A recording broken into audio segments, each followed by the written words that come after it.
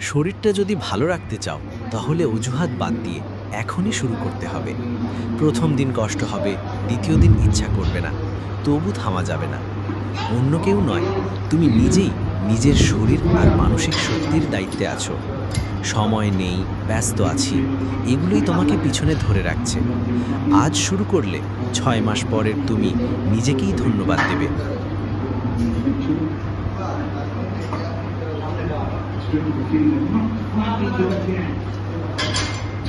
আরেক সেট।